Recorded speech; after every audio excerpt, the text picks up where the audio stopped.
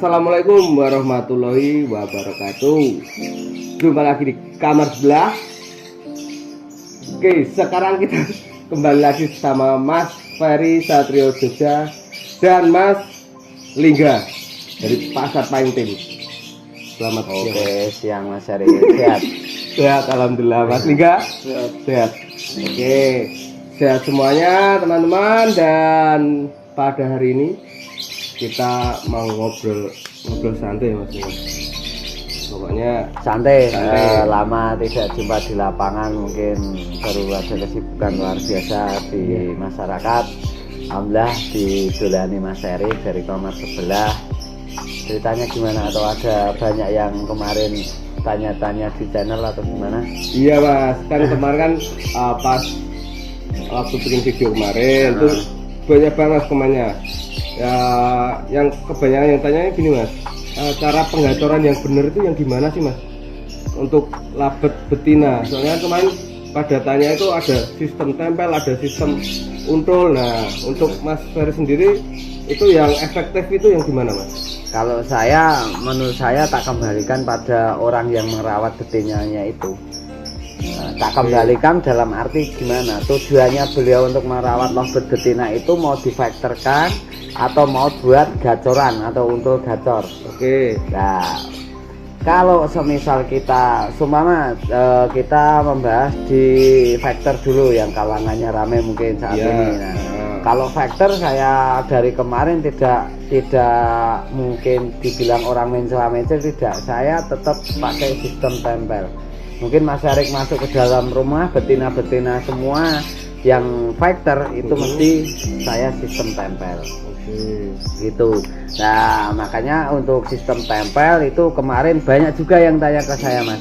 Jadi kalau tempel itu gimana, mungkin Mas Ferry gini-gini nih. Nah, dalam arti gimana itu tempelnya itu dia itu cuma 3 hari 4 hari mungkin bahkan sampai 1 minggu dikira sudah gitu. Nah, jadi sistem tempel itu suatu butuh kesabaran, 2 butuh konsisten, ketiga pemilihan jantan saat waktu betina itu. Kalau semuanya 1 hari ini jantannya itu ngerespon, bebekin, ngerokel, berarti itu udah cocok. Biarkan terus, jangan 2-3 hari cuma betinanya diem gitu, nggak masalah.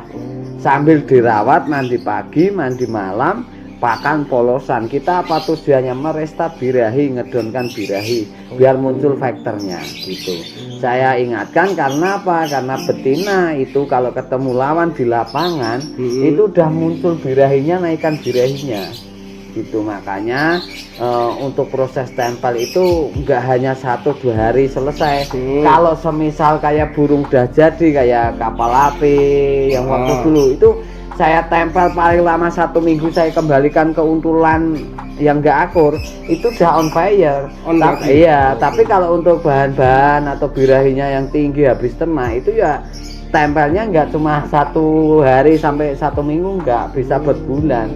Tergantung kok cocoknya si jantan itu sama si betina itu, responnya betina gimana. Kalau responnya betina bagus, dropnya birahi juga bagus, cepat gitu. Dan jangan salah, sistem tempel itu bisa buat settingan. Tidak harus diuntul, tidak harus di apa. Nah, kok bisa buat settingan? Bisa aja, coba aja. Kalau betinnya udah selesai tempel mungkin berminggu-minggu dengan rutinitas mandi pagi, mandi malam, pakan polosan. Nah, itu H-1 bisa, atau hari H setelah mandi pagi bisa, atau hari H krodong langsung berangkat lapangan bisa. Itu krodong tinggal tempelannya bawa ke lapangan gitu. Nah, itu untuk melihat sejauh mana hasil dari sistem tempel itu. Banyak juga yang alhamdulillah berhasil. Banyak juga dari sistem tempel mah jantannya yang gacor. Itu kita nggak tahu, soalnya arah rezekinya itu kemana gitu. Jadi kalau saya konsisten, kalau betina mau difaktorkan, kalau saya kebanyakan sistem tempel. Mudah, ya itu. Yang tidak mudah mungkin sabar. Kalau konsisten mandi pagi malam, pakan polosan. Bebas, mau dijemur sama jantannya oke, mau tidak dijemur sama jantannya oke, monggo jemur. Saya tidak membahas tergantung jenengan yang rawat si betina itu karakternya penjemurannya mau 1 jam, setengah jam atau 10 menit itu tergantung si perawat. Oke. Gitu. Kebalikan kalau semuanya harus sama, mungkin setiap karakter labet-labet kan mungkin beda. Bisa dijemur agak lama, setengah atau cuma sebentar aja buat ngeringin habis mandi terus tempel lagi bisa. Seperti itu. Dan untuk EF saya juga nggak batasi EF, kebiasaannya umpama kangkung 2 gigi, jagung 2 butir itu monggo. Oke. Ya gitu. Berarti gini ya Mas, kembali lagi ke burungnya sendiri ya Mas. Kembali lagi ke burung sama yang rawat itu mau gimana gitu. Siap. Itu kalau untuk vektor. Beda lagi kalau untuk proses penggacoran. Oke, penggacoran. Nah kalau penggacoran satu biasanya burung itu udah nggak mau vektor, itu kan akibatnya birahi yang terlalu tinggi. Oke. Nah caranya biasanya kalau di rumah mungkin direndeng bisa, atau diuntul paut atau diuntul sama betina bisa, jantan gesang bisa dipisah langsung, biasanya cik cik cik langsung bunyi ya gitu. Biasanya banyak getakan burung konslet atau apa dia juga ngikut seperti itu. Nah kalau yang betina gacor sama mau buat main umum yang nggak vektor, kalau itu intinya biasanya kebanyakannya itu diuntul, birahi agak tinggi. Nah waktu penguntulan itu biasanya kalau seumpama ini sama jantan gesang saya untul di kandang kotak, tadinya gacor, sekarang kalau drop itu kebanyakan kalau betina itu bosen sama untulan, makanya saya sering ganti sama untulan gitu. Dari sistem tempel itu juga bisa untuk penggacoran. Seumpama dari habis ditempel, habis itu dicabut, dikasih untulan betina atau jantan gesang atau paut, itu bisa buat proses settingan di lapangan. Biasanya mainnya jauh. Kalau penggacoran biasanya dengar burung vektor kuak kuak, dia akan ngikut kuak. Makanya sering di embun atau timbun badannya biar main pojok gitu. Jadi kalau istilah kebetina, kalau kita bilang istilahnya trennya sekarang konslet, kalau itu saya harap kita nggak usah menuju ke konslet. Yang penting burung kita itu mau bunyi, arahnya itu mau kemana, itu kita harus paham.